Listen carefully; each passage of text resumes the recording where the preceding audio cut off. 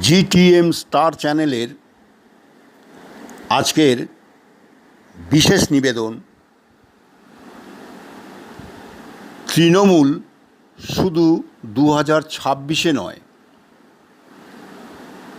2036-এও জিতবে। শুনুন, একেই বলে কপালের লিখন, খণ্ডামে কোনজন।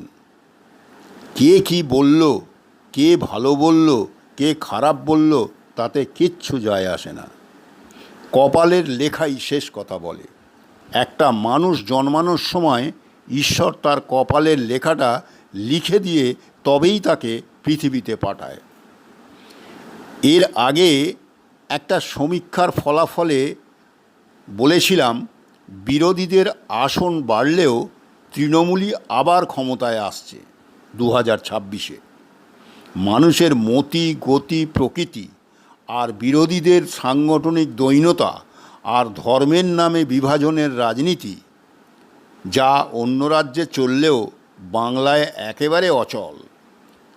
আর নতুনদের মাথায় তোলা আর পুরনোদের অবহেলা, এই নীতি রাজ্যের বিরোধী শক্তিকে এখন অন্তত 30 বছর পিছিয়ে দিয়েছে। যার ফসল মমতা ব্যানার্জির মতো অভিজ্ঞ এবং দূরদর্শী রাজনীতিকরা ঘরে তুলবে। এতে আর আশ্চর্য হবার কি আছে? তুমি দুর্বল হলে আমাকে তো বলবান হতেই হবে। একটা লাইক এবং সাবস্ক্রাইব করতে ভুলবেন না কিন্তু। ধন্যবাদ।